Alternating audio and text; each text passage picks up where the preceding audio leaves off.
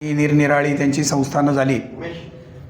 1750पासनं ही लोक स्वराज्यासाठी लढत होती आणि त्या घराण्याचे मूळ पुरुष हर्बट पटवर्धन म्हणून होते आणि ते मोठे तपस्वी होते. त्यांनी त्यांच्या उत्तर आयुष्यात संन्यास घेतला होता आणि ते ओंकारेश्वराला राहत असत. त्यांच्यावर आता कारंज्यामध्ये जे शंकराची मूर्ती आहे त्याच्या बरोबर समोर त्यांच्यावर संस्कार झाले होते आणि पुलाच्या वेळेस ती हलवली आणि आता अजून त्याचे दोनदा हलवून ती जिथे धावा करतात तिथे ती समाधी गेलेली आहे. साईबाबांचे शिष्य उपासनी महाराज पण खूप काळ या मंदिरामध्ये राहत असत. पुलाच्या पलीकडे म्हणजे तुम्ही बालगंधर्वकडनं आलात आणि समोर डाव्या हाताला वळलात आणि धावा करतो तिथे गेलात की तिथे नरहर महाराज म्हणून एक महाराज झाले, त्यांची पण समाधी आहे. अण्णासाहेब पटवर्धन यांचं पुस्तक ज्यांनी लिहिलं त्यांनीच आळंदीच्या नृसिंह सरस्वतींचं पण पुस्तक लिहिलेलं आहे. हे दोन्हीपैकी एका मला आता आठवत नाही. एका पुस्तकात त्यांनी एक प्रसंग वर्णन केला आहे. ओंकारेश्वराच्या मागच्या रस्त्याने समोर गेलं की सरदार रायरीकरांचा वाडा होता आणि हे नरहरी महाराजांकडे गेले आणि त्यांना म्हणले की ब्रिटिशांवर अस्त्र सोडण्यासाठी मला काही उपासना द्या. नरहरी महाराजांनी त्यांना उपासना दिली आणि हे नरहरी महाराजांचं जे चित्र आहे ते अक्कलकोट स्वामींसारखेच आहेत, उंच दिपाड लंगोटी. त्यांनी ती उपासना केली आणि देवी त्यांच्यासमोर उभी राहिली. देवी म्हणली, मी बाळा तुला अस्त्र देते, पण आता इंग्रज जायची वेळ निघून गेली, ते अजून काही वर्ष तरी इंग्रज जाणार नाहीत. अशी पण या परिसरातली एक आठवण. तुम्ही कधी गेलात तर तिथं नरहरी महाराजांची समाधी काहीशी खाली अशी आहे. तिथे नरहरी महाराजांची समाधी काहीशी खाली आहे. एकदा मला इथले पुजारी आहेत त्यांचा फोन आला की डॉक्टर साठे म्हणून आलेत आणि त्यांना नरहरी महाराजांची माहिती पाहिजे.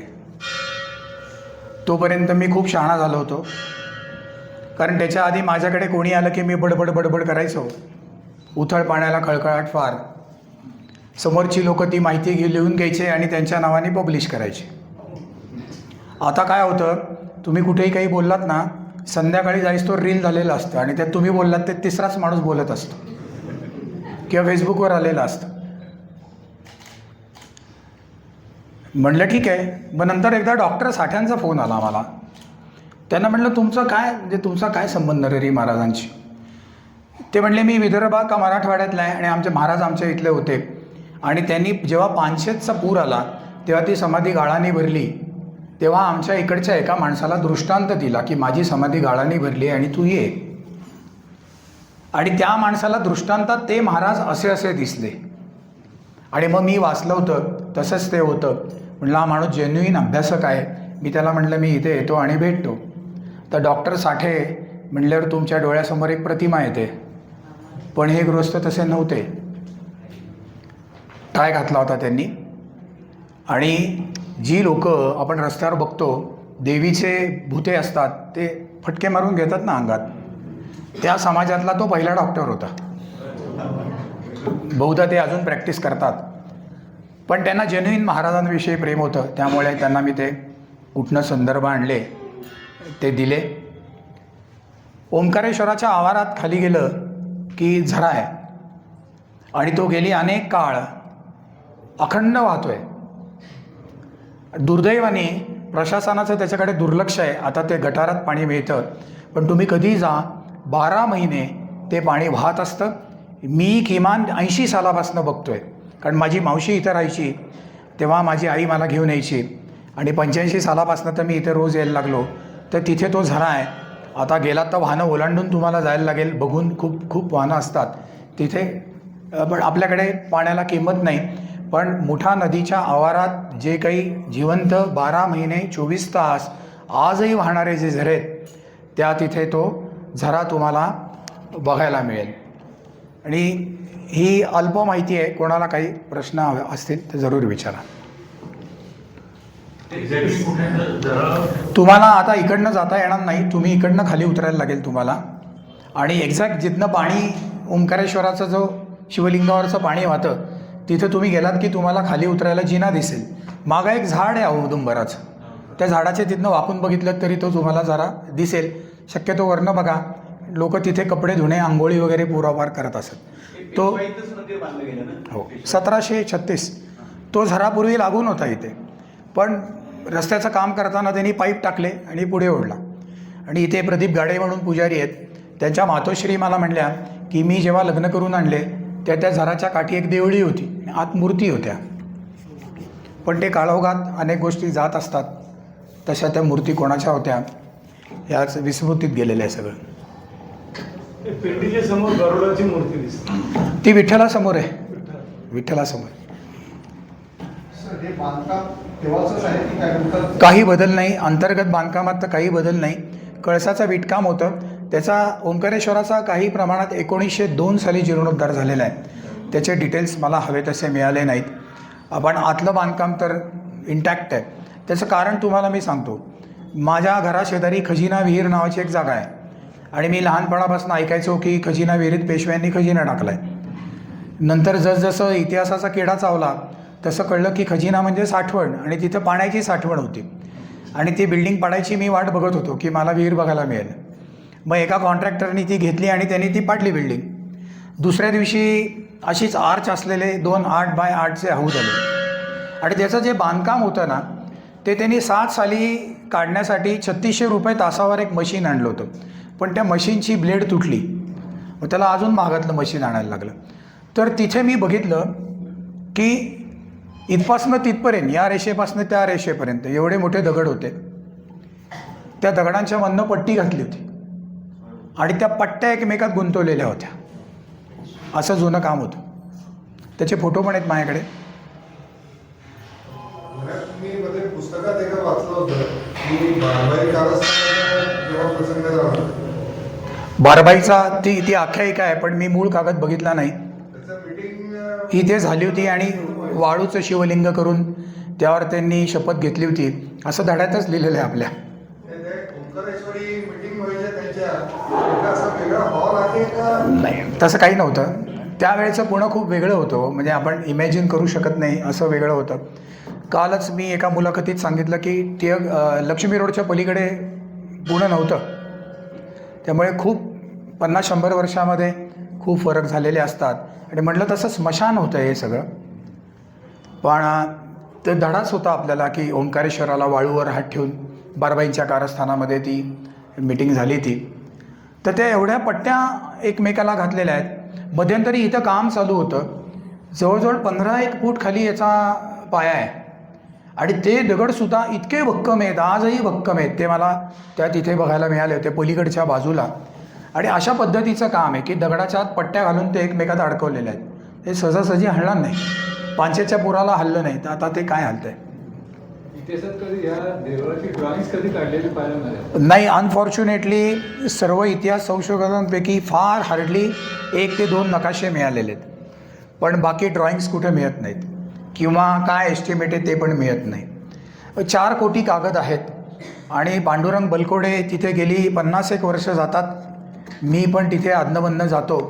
पण जुन्या संशोधकांनासुद्धा, म्हणजे खरे म्हणून मोठे संशोधक होऊन गेले, त्यांनासुद्धा शनिवारवाड्याच्या बांधकामाचे हिशोब मिळाले नाहीत. 4 कोटीत कुठे असतील? आणि आज मलासुद्धा ओंकारेश्वराविषयी खूप जिज्ञासा आहे, पण नाही मिळत हिशोब. ते ज्या संशोधकाच्या नशिबात असतील त्याला ते मिळतील आणि त्यांनी ते जरूर प्रसिद्ध करावेत.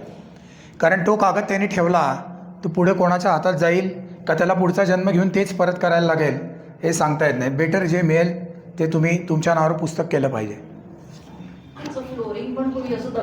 हां, दगडी फरसबंदी होती. या इथे प्रदक्षिणा वाटेवर तुम्हाला कोणशीला मिळतील या फरशी कोणी केली ते.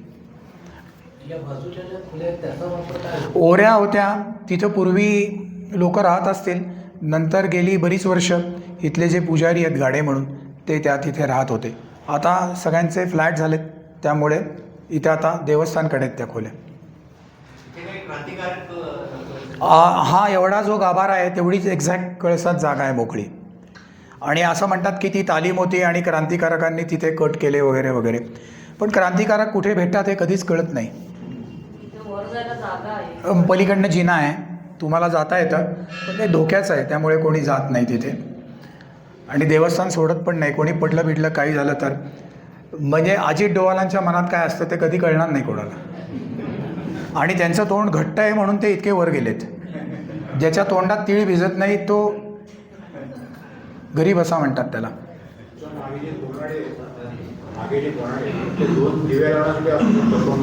सांगणं अवघड आहे. आणि या कोनाड्यांचं तुम्ही बघितलं तर काही ठिकाणी अनफिनिश काम आहे. आता बघा हा कोनाडा बघा आणि समोर एक्झॅक्ट आर्क आहे बघा, किंवा ह्या इथली आर्क बघा, तिथली आर्क बघा, ते अनफिनिश आहेत.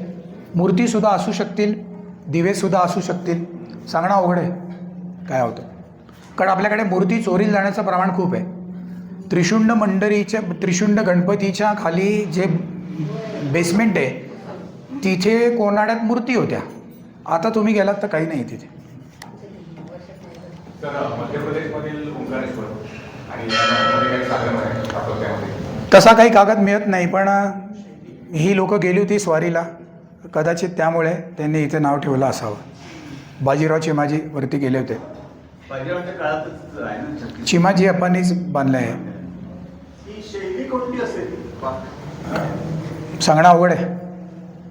महाराष्ट्रीयन शैली असं आपण म्हणू, पण असा कळस इतरत्र बघायला मिळत नाही. मंदिराच्या संदर्भात नाही, पण मगाशी तुम्ही म्हणालात रुद्रांचे वेगवेगळे प्रकार सांगितले, त्यामध्ये शतरुद्र म्हणून एक असतं, त्याबद्दल सांगा. मला माहिती नाही, पण हे एवढेच प्रकार मी वाचलेत. एकादशी, लघुरुद्र, अतिरुद्र, महारुद्र. स्वातंत्र्याच्या काळामध्ये इथे काही मीटिंग्स वगैरे झाल्या? हां, आत्ता बोलणं झालं तेच की वरती तालीम होती आणि तिथं सावरकर आले होते वगैरे असं लोक म्हणतात, पण तशा नोंदी ते ठेवणार नाहीत. गुप्त सोमेश्वर मंदिरात चित्राव महाराज म्हणून संजीवन समाधी आहे, त्याचा पेशव्यांची काय म्हणजे त्यांचे गुरु त्यांचे जे उजकरणी जी झाली, कामाची उजकरणी त्यांना सांगितली. उजकरणी, आता उजकरणी या शब्दाचा मी खूप ठिकाणी अर्थ बघितला पण मला मिळाला नाही, तर ती जबाबदारी म्हणू आपण शिवराम भट चित्रामांवर ठेवली होती. ते तिथे पुढे त्या तिथे राहत असत. पुण्यातली अत्यंत महत्त्वाची जी 3 शिवमंदिरं आहेत की ज्यांना शंकराविषयी आस्था आहे, ज्यांना मोक्षाच्या रस्त्याला जायचं आहे, त्यांनी आवर्जून जमेल तेव्हा तिथे दर्शन घेतलं पाहिजे. ओंकारेश्वर, पाषाणचा सोमेश्वर आणि धायरेश्वर. धारेश्वर हे अतिप्राचीन शिवलिंग आहे, अतिप्राचीन, आणि त्याची योग्यता ही 12 ज्योतिर्लिंगांइतकी आहे. मी डिस्क्लोज करू शकत नाही काही गोष्टी, त्या जाणून घ्यायला लागतात तुम्हाला. पण या एरियातलं सगळ्यात महत्त्वाचं की ज्यांनी तुमचं खूप कल्याण होईल आणि तिथे तुम्ही रोज गेल्याने सुद्धा तुमचे अतिशय काय होतं आपल्याला सांगता येत नाही, कळत नाही आपल्याला, पण जेवढ्या वेळा तुम्ही तिथे धारेश्वरला जाल तेवढं तुमचं कल्याण आहे.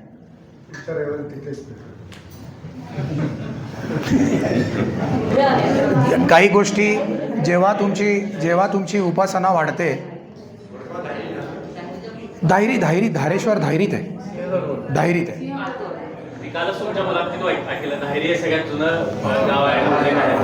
धायरी जेव्हा तुमची उपासना वाढते तेव्हा तुम्हाला काही गोष्टी दिसतात म्हणजे काय जाणवतात की पंचज्ञानेंद्रियांद्वारे आपल्याला ज्ञान होतं, ऐकू येतं, दिसतं, वास येतो, स्पर्श होतो, चव येते. हे सगळं ज्ञान कसं होतं? मला डोळे नसतील तर मला दिसत नाही, पण एखादी गोष्ट मला दिसली की त्याचं मेंदूत पृथक्करण होतं आणि मग ते ज्ञान होतं. ऐकू आली, मी झोपलो आहे, कोंबड्याचा आवाज आला, डोळे नाही उघडायला लागत, कळतं हा कोंबडा ओरडतोय, हा कावळा ओरडतोय, हा फेरीवाला ओरडतोय. ते मेंदूत जुन्या स्मृतींशी, जुन्या मेमरीशी त्याचं टॅली करून तुम्हाला ते ज्ञान होतं.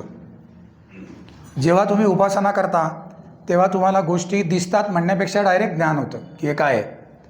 तर तसं देवांच्या हातात जी शस्त्र आहेत ना, ती सगळी शस्त्र ही व्हर्च्युअल आहेत. म्हणजे कुठलंही शस्त्र कुठल्याही मेटलचं नाही, पण तरीसुद्धा ती शस्त्र आहेत आणि ती गोल्डन आणि दिव्य दिसतात, अत्यंत दिव्य, म्हणजे तुम्ही वर्णन करू शकत नाही अशी ती शस्त्र असतात. आणि त्यामुळे ती सुटली ना की ते कामच करून येतं. जसं आता लेझर बीम आत्ता आलेत इस्राईलकडे, पण आपल्याकडे ते फार पूर्वापार आहे. एखादा देव खूप जुना असेल तर त्याच्या हातातलं चांदी पितळ लोखंड कधीतरी रस्ट होणारच ना. मग ते कोणीतरी बनवलेले का ते तसं नाही आहे. ते तुमच्या कल्पनेच्या पलीकडे आहे आणि ते तुम्हाला जाणण्यासाठी तुम्ही आत गेलं पाहिजे. तुमच्या जाणीवा वाढवल्या पाहिजेत. म्हणजे मी एक अगदी अलीकडे पुस्तक वाचलं की तुमची माझी बुद्धी किंवा आपण जे ॲनालिसिस करू शकू किंवा आपल्याला जे कळतं ते 3 डायमेन्शन असतं. लांबी, रुंदी, उंची आणि काळ. तुमची जसजशी डायमेन्शन वाढत जातात ना तसतशा तुम्हाला इतर गोष्टी कळत जातात. म्हणजे संत किंवा चमत्कारी पुरुष आहेत त्यांना 4थं डायमेन्शन, 5वं डायमेन्शन, 6वं डायमेन्शन, 7वं डायमेन्शन असतं. आणि तुम्हाला ती 10 डायमेन्शन झाली की तुम्ही ईश स्वरूप झालेले असता. की तुमच्या मिती वाढल्या, तुमच्या ज्ञानाला, तुमच्या बुद्धीला ते कळायला लागलं की मग तुम्हाला जगामध्ये काही अवघड नसतं. आणि आपल्याकडे ज्या अष्टसिद्धीत त्यात ईशित्व म्हणून पण सिद्धी आहे की जगावर तुमची मालकी असते. तुम्हाला कळतच असतं ते डायमेन्शन काय.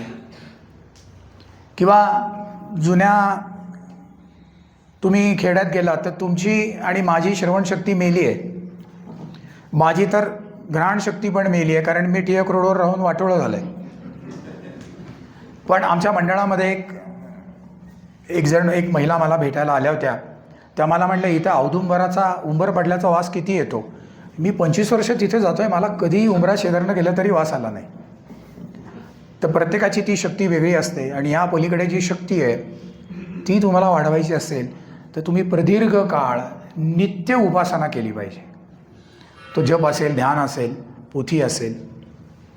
आणि मग ज्या घरात असं पिढ्यानपिढ्या चालू आहे त्या घरातलं कोणी आत्ता दुबई आणि कतारमध्ये नसतं. किंवा असलं तरी त्यांची ती ताकद त्यांना वाचवत असते किंवा आधी सांगत असते निघ.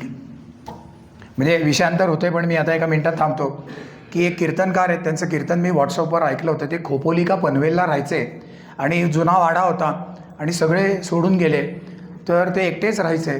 आणि गोंदवलेकर महाराज स्वप्नात आले आणि म्हणले तू आता जा इथनं लवकरात लवकर. त्यांची महाराजांवर खूप श्रद्धा होती. ते एका कंपनीत नोकरीला होते आणि कंपनी म्हणली जायचं तर कुठं राहायचं, सगळं तुमच्या मायासारखे आपले एकच फ्लॅट असतात, 2-2, 3-3 फ्लॅट कुठेही शक्य नसतात. तर ते कंपनी म्हणली घ्या क्वार्टर्स आणि उद्या हाला. त्यांनी लिहिले जेव्हा मी शेवटचं सामान घेऊन बाहेर आलो तेव्हा बिल्डिंग पडली. तर तुमची श्रद्धा, तुमची उपासना, नित्य उपासना एकही दिवस बुडवून चालत नाही. ती त्यावेळेस केली पाहिजे. आत्ता मी उपासना करतो आहे आणि फायनलच्या 3 ओव्हर राहिल्या आहेत. T20 भारत आला आहे, भारत पाकिस्तान. माझं हे महत्त्वाचं आहे. असं जेव्हा तुम्ही कराल तेव्हा तुमचं आणि तुमच्या पुढच्या पिढीचं सुद्धा रक्षण होईल आणि त्याच्या पलीकडे जाऊन कल्याण होईल. आणि त्यासाठी हे सोमेश्वर आणि धारेश्वर पाषाण रविवार पेठेत पण आहे, ते पण स्वयंभू आहे. पण नाही, दोन्ही स्वयंभू आहेत. ते खूप प्राचीन आहे, ते किमान 1000 वर्ष जुनं आहे. पाताळेश्वर पण आहे, ते पण खूप जुनं आहे. पण या तिन्ही ठिकाणी अशा काही गोष्टी आहेत की मी त्या 12व्या शतकामध्ये नामदेवांनी आळंदीची पंचक्रोशी म्हणून जो अभंग लिहिला आहे त्यात इथे पुण्येश्वर आणि नारायणेश्वर अशा 2 मंदिरांचा उल्लेख केलेला आहे. आणि अनेकांनी लिहिले की त्याचे 2 शेख सल्ला दर्गे झाले. त्यातला पुण्येश्वर जो आहे तो कसब्यात आहे आणि नारायणेश्वर इथनं नदीच्या काठी तुम्ही गेलात की पुलाच्या खाली तिथेही तुम्हाला अजूनही भिंतीमध्ये औषध दिसतील. ती प्राचीन शिवलिंग. नागेश्वरसुद्धा 12व्या शतकातला आहे. तिथेसुद्धा काही ऊर्जा असेल, मी कधी मला कळलं नाही किंवा कोणी मला सांगितलं नाही. पण ही सगळी जेवढं जुनं स्थान तेवढं ते अत्यंत जागृत असतं. आणि ही झाली शैवांची स्थानं. ज्यांना वैष्णवांची स्थानं हवेत त्यांनी जरूर नंतर भेटा. इथलं जे अमृतेश्वर मंदिर आहे थोडंसं दुर्लक्षित आहे का? ते चित्रावांच्याच मालकीचं आहे पण तिथे फार वर्दळ नाही आहे, खाजगी आहे, एवढं लोकांना माहिती नाही. पण तिथे सुद्धा नर्मदे बाण आहेत दोन्ही आणि 4-5 तिथे विष्णू आहे, पांडुरंग आहे. पुण्यातले जे अगदी मोठे पांडुरंग आहेत त्यातला तो एक आहे, दुसरा निवडुंग्या विठोबाला आहे, राम आहे. आणि एक मंदिर त्यातलं बाजीरावच्या बहिणीने बांधलं आहे, भिहूबाई बारामतीकर, तिने बांधलेलं आहे. सकाळच्या वेळात तुम्ही गेलात तर ते असतं. तिथे सूर्याची मूर्ती पण आहे. पुण्यात 2च सूर्याच्या मूर्ती आहेत, एक तिथे आणि एक पर्वतीवर. कोणाला काही प्रश्न अजून? तुम्ही दिव्याबद्दल एक बोललेला आहे, दिव्य करणं. ते सुद्धा शंकराच्या मंदिरातच केलं जायचं असं तुम्ही उल्लेख केला. आहे तेवढा वेळ आहे. बोला. आपल्याला सगळे भारतरत्न माहिती नसतात. भारतरत्न पावा काणे यांनी हिंदू धर्माचा इतिहास म्हणून इंग्लिशमध्ये ग्रंथ लिहिले. त्याचे 60 का खरे त्यांनी मराठीत अनुवाद केला आहे. तुम्हाला ती archive.org दुसरा भाग त्याचा डाउनलोड करता येईल. हां, यशवंत त्यांनी अनुवाद केले 2 खंडांत. 2 खंडांमध्ये. त्यामध्ये दिव्याची माहिती दिलेली आहे. मध्ययुगात जी दिव्य दिसतात त्यामध्ये 2 व्यक्ती किंवा 2 गावं, 2 पार्ट्या यांच्यात भांडणं झाली की जी दिव्य दिसतात त्यात एक दिव्य आहे ते म्हणजे रवा काढणे. रवा म्हणजे उकळत्या तेलातनं सोन्याचा तुकडा काढायचा. माझा पूर्वी समज होता कढईवर तेल असायचं, नंतर कळलं नाही तामणभर तेल असतं. तरी तुमचा हात भाजणारच. आणि ज्याचा हात भाजणार नाही, ज्याच्या हाताला फोड येणार नाही तो खरा. दोघांनी पण काढायचं. मग पूर्वी कसं नार्को टेस्ट नव्हती, मोबाईलवरनं लोकेशन कळायचं नाही, कागदपत्र नव्हते. त्यामुळे जो खोटा आहे तो मागवायचा. त्याला माहिती असायचं आपला हात आपण खोटे होतो. पण तरीसुद्धा दोन्ही अनेक जणांनी दिव्य केली आहेत. त्याचे कागद आहेत की लोक दिव्यातनं पार पडले. मग तुम्ही म्हणाल ते हाताला लॅमिनेशन करतील, तुम्हाला मला कळायचं ते जुन्या सत्तांना कळायचं. मग ते दिव्य करणाऱ्यांना 3 दिवस एका खोलीत बंद करून ठेवायचे, त्यांच्या हाताला पिशव्या बांधायचे. अजून असंच एक दिव्य आहे की तापलेला गोळा हातात घ्यायचा, 7 पावलं चालायचं आणि तो गवताच्या गंजीवर टाकायचा. गंजी पेटली पाहिजे, तुमच्या हाताला वाजलं नाही पाहिजे. मग वेशीवरनं चालणे, राजाची शपथ घेणे, अशा दिव्याचे प्रकार आहेत. त्या धर्मशास्त्राचा इतिहासमध्ये जे दिव्य आहे ते मी कधी, त्यातलं एक दिव्य मध्ययुगातलं मी कधी वाचलं नाही, ऐकलं नाही. म्हणजे जुन्या 200-300 वर्षात ते सगळ्यात भीषण दिव्य आहे. नांगराचा फाळ तापवायचा आणि ज्यांना दिव्य करायचे त्यांनी तो चाटायचा. पण हे गेल्या 300-400 वर्षात अशा दिव्याचा कागद बघायला मिळत नाही. ओंकारेश्वराला दिव्य झालं नाही आहे, सोमेश्वरला दिव्य झालेलं आहे.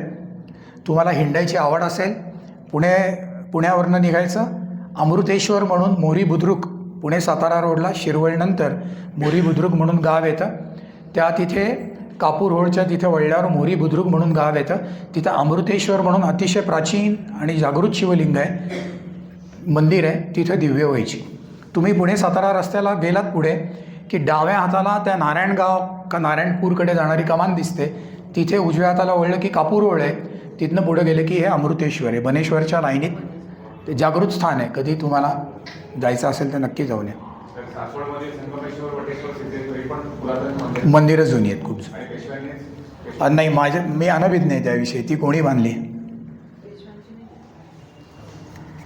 कोणाला काही अजून प्रश्न असतील तर? खूपच छान. ही सगळी गर्दी केवळ मंदार लवाटेंचं ऐकायला झालेली आहे या देशांकडे. आम्ही एकदा फक्त मंदिराच्या शांततेचा भंग व्हायला नको, बाहेर गेल्यानंतर जोरदार काय वाजवे. सर आता जे सांगत होते तुम्ही, जो प्रश्न विचारला दिव्याचा, कालचा लोकसत्ता ज्यांनी वाचला असेल त्याच्यामध्ये त्या इंग्लंडच्या गुप्तहेर स्त्रीला पकडतात. तर जर्मन सैन्य गेस्टोपो तिथे छळ करण्यासाठी खूप प्रसिद्ध असतात. तर त्या स्त्री असं करते, तेवढ्या वेळामध्ये स्वतःची जीभ दातांनी खूप चावते आणि सगळं रक्त बाहेर काढते. आणि जर्मन अधिकारी जेव्हा समोर येतात ती खोकायला लागते. त्या काळामध्ये टीबीवरती कुठलंच औषध नव्हतं, टीबी संसर्गजन्य होता. ते सगळे लोक घाबरले. ते म्हणाले हिला टीबी झाला, हिला सोडून द्या, कारण हिच्या थुंकीतून रक्त पडत आहे. मग ती बाई बाहेर आली. मग तिने ते सगळं पुढे केलं. तर हे दिव्यांचा जो भाग होता. आणखी दिव्यांवर वाचायचं असेल तर मेंदळेंनी जे शिवचरित्राचा पहिला खंड लिहिलेला आहे त्याच्यामध्ये त्या दिव्यांवरती त्यांनी एका टिपेमध्ये लिहिलेलं आहे. शेवटची एकच गोष्ट फक्त सांगतो, या सगळ्या वास्तूशी ज्यांचा संबंध ते चिमाजी अप्पा. तर भारताच्या इतिहासामध्ये नव्हे तर जगाच्या इतिहासामध्ये पोर्तुगीजांचा अगदी समोर पराभव करणाऱ्या ज्या मोजक्या सत्ता आहेत त्याच्यामध्ये मराठ्यांची सत्ता आहे. वास्को द गामा पहिल्यांदा जेव्हा येऊन थांबलेला होता आणि त्यांनी ते सगळं पाहिलं, कालिकतच्या राजा जो होता झामोरी, त्याच्या मुस्काळात मारले की एवढं धाडस त्या लोकांचं वाढलं. पुढे पुढे पुढे इंग्रज आणि पोर्तुगीजांमध्ये जे लग्न झालं कॅथरीन डी ब्रायडांचं आणि राजा जो होता, मुंबई परस्पर देऊन टाकलं. आपल्याला विचारलं सुद्धा नाही हुंड्यामध्ये आमदार म्हणून. आणि मग पोर्तुगीजांनी तो सगळा भाग ताब्यामध्ये घेतल्यानंतर विजयनगरच्या कृष्णदेवरायाने त्यांना जागीर ग्रँट केली होती. मग ते तिथं राहायला लागल्यानंतर सगळीकडे वसईचा किल्ला ताब्यात घेतला. तो वसईचा किल्ला आपल्याला सोडवायचा होता. तो सोडवायला असताना मराठ्यांची जी जेवणाची पंगत बसलेली होती तिथे एक माणूस तूप वाढत होता. माझ्या लहानपणी पुण्यामध्ये जे लग्नाला जात असते त्यांना आठवत असेल, किंवा गावाकडे 2 पायांवर बसलेले असायचे. एक जण लापशी वाढत यायचा आणि तो असं म्हणायचा, फक्त लापशी लापशी लापशी, वाढायचं नाही, फक्त लापशी लापशी लापशी. पुण्यामध्ये तूक तूक तूक म्हणत यायचा, वाढायचा तो नाही करत. तर त्या मराठ्यांच्या पंक्तीमध्ये जो माणूस तूप वाढत होता तो असा तूप तूप म्हणत आला. तर एका माणसाने त्याचा असा हात धरला. तो म्हणाला, वाढ केली तू. तो म्हणाला, काय तुम्ही मिशाला तूप लावून पिळता नसते, तुम्हाला साधा एवढा किल्ला घेता येत नाही. बरं बरं म्हणलं, ठीक आहे, उद्या बघ काय करतो. मग नंतर लढाई सुरू झाली. ज्या माणसाला तो असं बोलत त्याने त्याला शिड्या लावल्या. त्याच्यावर शिवाजी अप्पा असं म्हणाले होते की आपल्याला जर गडाच्या आतमध्ये पाऊल ठेवता येत नसेल वसईच्या किल्ल्यामध्ये, तर मला तोफेच्या तोंडाला बांधा आणि तोफेला बत्ती, म्हणजे माझ्या शरीराचे तुकडे तरी उडून आतमध्ये जाऊन पडतील, म्हणजे तरी पोर्तुगीजांच्या मुलखामध्ये मराठी पाऊल पडलं असं होईल. मराठी हाताला पेटले आणि त्यांनी प्रचंड रणसंग्राम केला. पोर्तुगीजांना समोरासमोरच्या युद्धामध्ये हरवलं. पोर्तुगीज जगभराच्या इतिहासात अत्यंत क्रूर म्हणून ओळखले जातात. मराठ्यांबरोबर त्यांचा जो तह झालेला आहे, एकाही पोर्तुगीज माणसाचे हातपाय मराठ्यांनी तोडले नाहीत. पोर्तुगीजांच्या धर्मस्थळाला हात लावला नाही, असे तह फक्त मराठीत सुरू झाले. म्हणून आम्ही 7वीच्या पुस्तकामध्ये, पाठ्यपुस्तकामध्ये धड्याचं नाव बदलल्याने ते केलं राष्ट्ररक्षक मराठी. पूर्वी आपला हरण्याचा इतिहास होता, तर तो डॉक्टर सदानंद मोरे सरांच्या अध्यक्षतेखाली आम्हाला काम करायची संधी मिळाल्यावर धड्याचं नाव बदलून टाकलं. त्याच्यावरही काही लोकांनी आक्षेप घेतला, तेव्हा ते राष्ट्रकुट होते, म्हणजे ते तुम्हाला आयुष्यात कधी पकायचं नाही. तो जो माणूस मारला गेला त्याचं नाव होतं बाजी भिवराव रेटरेकर. थोरले बाजीराव पेशवे ते नर्मदेला, तिथं त्यांना ही बातमी कळली. हा त्यांचा मित्र होता. तिथून थोरल्या बाजीराव पेशव्यांनी बाजी भिवराव रेटरेकरांच्या आईला पत्र लिहिलं. त्यांनी असं लिहिलं, मातोश्री साहेब, गेला तो बाजीराव बल्लाळ पेशवे, मागे उरला तो मीच तुमचा बाजीराव. तर माणसं उगाच मोठी होत नाही, हे थोरल्या बाजीराव पेशव्यांचं राखावी बहुतांचे अंतरे भाग्य येते तदनंतर, हे जे सांगितलेलं. तरी मोठी माणसं उगाच मोठी होत नाही. इतिहासातल्या व्यक्तिमत्वावर टीका करणं खूप सोपं असतं. त्याला काय कळतं का, ते कधीतरी आपण जेव्हा क्रिकेटच्या मैदानात जातो, काय तो चुकीचा फटका मारला, आऊट झाला. एकदा बाबा किंवा असं कर, पायामध्ये 5-5 किलोचे ते पॅड घाल, संपूर्ण अंगावरती शस्त्रास्त्र धारण करा, मग तू तिथं जा. आणि जेव्हा 140च्या स्पीडने संपूर्ण अंगावर चेंडू यायला लागतो, मग तेव्हा ते कळतं. टीव्हीच्या पडद्यासमोर बसून खूप बोलणं बरं असतं. आज 100-200 वर्षानंतर ऐतिहासिक लोकांचं मूल्यमापन करणं खूप सोपं असतं, तर आपण तिथे नसतो. त्यामुळे काळाच्या चौकटीत या सगळ्याचा विचार करावा लागतो. सरांनी जो मोडी कागदपत्रांचा अत्यंत कसून अभ्यास केला आणि त्यांनी जे म्हटलं की अखंड सावधानता, भारत इतिहास संशोधक मंडळामध्ये जे मोजके लोक तिथं तासनतास अभ्यास करत बसलेले असतात, त्यांच्यापैकी ते एक आहे. अलीकडे सर्व भारतीय तासनतास एकाच गोष्टीकडे बघत बसलेले असतात, ते नम्र झालेले आहेत. परंतु ह्या सगळ्या बाजूला ठेवून ज्यांनी मोडी कागदपत्रांचा विलक्षण अभ्यास केला, खरं म्हणजे अख्खं पुणे शहर त्यांच्या बरोबर त्यांचं बोट धरून हिंडलं पाहिजे. आपण सगळे भाग्यवान आहोत. एकाच तासामध्ये त्यांनी कित्येक वर्ष केलेला अभ्यास आपल्याला सार रूपानं ऐकायला मिळतो. आणि खरं पुण्याची जी गोडी आहे ना, तर ती याच्यामध्ये आहे. पुणे शहरामध्ये इतके विद्वान लोक आहेत वेगवेगळे की कमालीच्या बाहेर. एक दगड घेऊन कुठल्या दिशेला फेकून मारला, ज्याच्या घरावर जाऊन पडेल तो एक नेमका विद्वान असतो. तर ती विद्वानांची परंपरा चालवण्याचं जे काम आहे, म्हणजे दत्तवांश रस्त्याने चालले तर ट्रॅफिकचे लोक आजूबाजूला जायचे, मधून त्यांना जाऊ द्यायचं. तर ते खूप महत्वाचं आहे, ते आपल्याला कळलं पाहिजे. पुण्यामध्ये असं आपलं आयुष्य वाहून लोक आहेत, म्हणून हा सगळा इतिहास इथे जिवंत आहे. अशी जवळजवळ 250 ठिकाणं पुण्यामध्ये आहेत. तर हे सगळं सांभाळायचं असेल तर असं सगळं ऐकलं पाहिजे, त्याचा अभ्यास केला पाहिजे.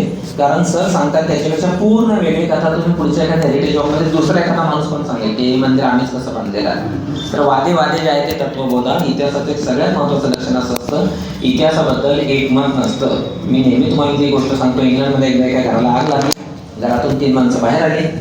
इकडे एकाने जगाचा इतिहास लिहिला होता, प्राचीन जगाचा इतिहास लिहिला, मध्ययुगीन जगाचा इतिहास लिहिला, तो आधुनिक जगाचा इतिहास लिहिला होता. एवढे 3 जे बाहेर आले त्यातल्या त्या पहिल्या माणसाला त्याने विचारलं, काय आग का लागली? तो म्हणाला, आमच्या घराचा मालक मूर्ख आहे, सिगरेट ओढली, चार्जवर टाकली, चार्जवर पेटलं, घर पेटलं. दुसऱ्याला विचारलं काय झालं?